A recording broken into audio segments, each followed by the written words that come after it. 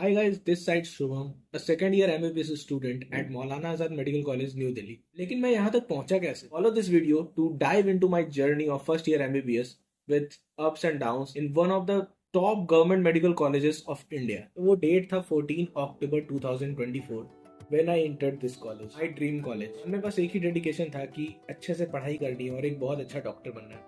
But आगे जो साल भर में होने वाला था वो किसी को नहीं पता था.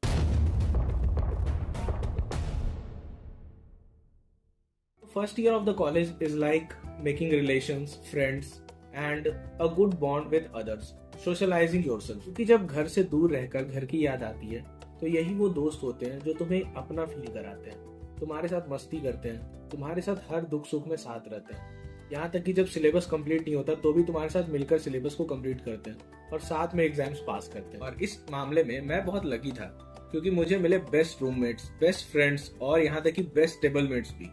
और मेरे रूममेट्स का तो ऐसा सीन था कि हम 5 बंदे थे एक रूम में और पांचों 5 स्टेट से थे. फिर भी हमारे में कोऑर्डिनेशन बहुत ही अच्छा था. तो कॉलेज आते ही शुरू के 14 दिन हमारा ओरिएंटेशन सेशन हुआ जो कि शायद मेरे एमबीबीएस लाइफ का बेस्ट 14 डेज था. इसमें इतनी मस्ती करी हमने, सारी चीजों को एक्सप्लोर किया, नए नए एस्पेक्ट सीखे मेडिकल लाइफ के बारे में, कैसे हमें अपनी लाइफस्टाइल रखनी है, कैसे सारी चीजें करनी है, कैसे हमें एक अच्छा रूटीन फॉलो करना है. तो there are many fun elements जब आप हॉस्टल में होते हो, खास करके एक top most government medical college के हॉस्टल में. तो वहाँ पे बहुत सारी मस्ती होती है, लाइक पार्टीज होती है, सोसाइटीज होती है, सोसाइटी के इवेंट्स होते हैं और खासकर जो मजेदार बर्थडे सेलिब्रेशन होता है ना, वो तो लाइफ टाइम कोई भूल नहीं सकता. इमेजिन करो आज आपका बर्थडे है और पूरा हॉस्टल आपको बेल्ट और डंडे लेकर ढूंढ रहा है, तो आपको कैसा फील होगा. ऐसी वाइल्ड बर्थडे पार्टी से ज्यादा मजेदार तो और कुछ हो ही नहीं सकता. मस्ती की बात चली रही है तो let's talk about our campus. हमारे कैंपस में बहुत सारी ऐसी जगह है जहाँ पे हम खूब मस्ती कर सकते हैं. सारा फ्री एरिया है, जो मन चाहे वो करो, घूमो फिरो खेलो कूदो, जो जो करना है वो करो. हमारे कॉलेज में एक है नेस्की का एरिया जहाँ पे हमें सब कुछ अवेलेबल हो जाता है. पार्टी करनी है, मूवी नाइट करना है या कुछ भी करना है, सब कुछ अवेलेबल हो जाता है. साथ में हमारे पास लाइब्रेरी प्लाजा भी एरिया है जहाँ पे जो चाहे वो इवेंट होते रहते हैं. सोसाइटीज के इवेंट होते हैं, ड्रामा सोसाइटी की और इंटेलेक्चुअल सोसाइटी की और भी बहुत सारी सोसाइटीज के इवेंट्स होते रहते हैं. Different sports facilities as well जहाँ पे बच्चे खेलते हैं, बहुत कुछ सीखते हैं और अपना खूब मस्ती करते हैं. Come to campus and the class experience and the dissection hall experience and practical experience और भी कई चीजें. तो देखो, जब हम कॉलेज आए थे शुरू में तब हमारा डेडिकेशन ऐसा था कि हम तो भाई सब कुछ पढ़ लेंगे, सब कुछ में टॉप मार्क्स लाएंगे, एकदम गोल्ड मेडलिस्ट बन जाएंगे. बट धीरे धीरे ये फेड होता गया. अगर मैं क्लास की बात करूं, क्लास 250 स्टूडेंट्स की होती है मेरे कॉलेज में और बताऊं उसमें से मैक्सिमम लोग सोते ही रहते हैं. तो अगर डायसेक्शन हॉल के एक्सपीरियंस की बात करूं तो वो शायद हमारे कॉलेज का 15 या 16वां दिन होगा जब हमें फर्स्ट टाइम डायसेक्शन हॉल ले जाया गया.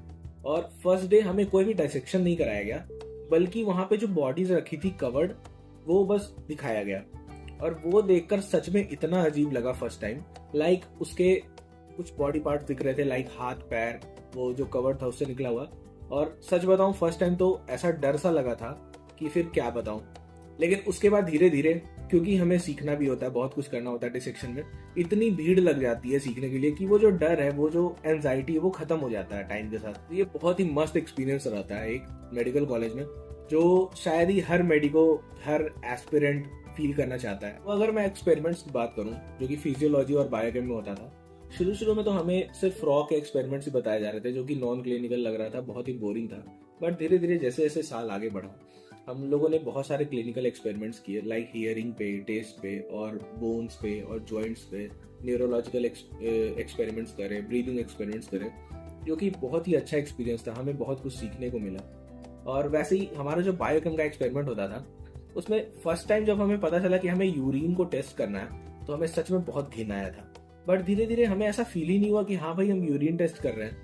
सारे बच्चों के लिए ऐसा कॉमन हो जाता है कि जैसे समझो कि वो तो कुछ है ही नहीं. न जाने कितनी ही मेमोरीज हमने बनाई अपने दोस्तों के साथ, उन पे एक्सपेरिमेंट करके, उनका सब्जेक्ट बन के, और पता नहीं कितनी ज्यादा मस्ती करी है. इसलिए मैं तो ये पक्का कह सकता हूँ कि फर्स्ट ईयर जो है एमबीबीएस का मेरे लिए one of the best years रहा है अभी तक मेरी लाइफ का. तो ये तो हुई एकेडमिक्स की बात. अब मैं आता हूँ पढ़ाई की बात. तो as we all know, MBBS is a very vast subject और इसे पढ़ पाना किसी के बस की बात नहीं है. बट अगर मैं एग्जाम की बात करूं तो पास होना इज स्लाइटली इजी. क्योंकि शायद हमारे प्रोफेसर्स या फिर जो हमारे पीजीज है वो हमें पास कर देते हैं थोड़ा इजी, बट उसके लिए भी बहुत ज़्यादा मेहनत लगती है। मुझे अभी भी याद है जब हमारा फर्स्ट टर्म होने वाला था, तब हम इतना लाइटली ले रहे थे चीज़ों को कि हम एग्जाम से पहले फर्स्ट टाइम ऐसा हुआ था कि रात भर सोए ही नहीं थे, और फिर भी हमें लग रहा था कि हम तो फेल होने वाले हैं। But thanks to our friends की साथ मिलकर सब कुछ हो जाता है, वो अलग बात। और सच बताऊं तो मैं शायद अभी भी नहीं जानता कि आखिर एमबीबीएस में पढ़ाई करी कैसे जाती है।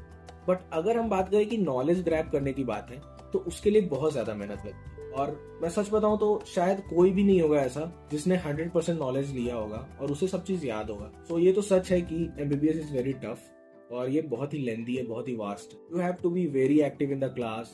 अगेन क्लास के बाद आपके सारे काम पूरे होने चाहिए, घर आकर भी आपको 3 से 4 घंटे पढ़ने पड़ते हैं, and it is very hectic. तो बहुत कम ही लोग शायद ये कर पाते। तो वन थिंग इज मोर कि सभी बोलते हैं एमबीबीएस में तो सारे दोस्त सांप होते हैं, तो आई डोंट थिंक ऐसा होता है।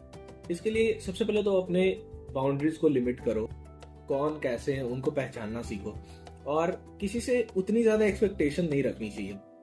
जस्ट गिव एंड टेक वाला सिचुएशन होता है, और बस ऐसे ही अच्छे दोस्त बनाओ और ऐसे ही साल निकल जाता है और तुम सेकेंड ईयर पढ़ाई के साथ साथ तुम्हारी 1 या 2 हॉबी होनी ही चाहिए जो कि तुम हमेशा करो और जिससे तुम्हें अच्छा फील हो।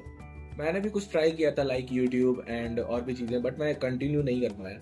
बट अब से मैं ज़रूर कंटिन्यू रखना चाहूँगा यूट्यूब को, मैं पूरी कोशिश करूँगा। ऑल्सो जैसे जैसे आप कॉलेज लाइफ में आगे बढ़ते हो, फ्रेंड सर्कल छोटा होता जाता है, क्योंकि लोगों के इंटरेस्ट जो है वो डिफरेंट हो जाते हैं। जिनके कॉमन इंटरेस्ट मिलते हैं वो सारे फ्रेंड्स बन जाते हैं, वो सारी चीज़ों को एक साथ करते हैं। बट एक रिलेशन जो हमने फर्स्ट ईयर यानी बनाया हुआ होता है वो लाइफ टाइम रहता है, और आई थिंक वो बॉन्ड कभी भी खराब नहीं होता है। तो मैं अपने वीडियो को कंक्लूड करना चाहूँगा, और मैं यही कहना चाहूँगा कि तुम सभी को कि बी प्रोडक्टिव, हमेशा कुछ नया करते रहो, कुछ सीखते रहो, और all the best to everyone.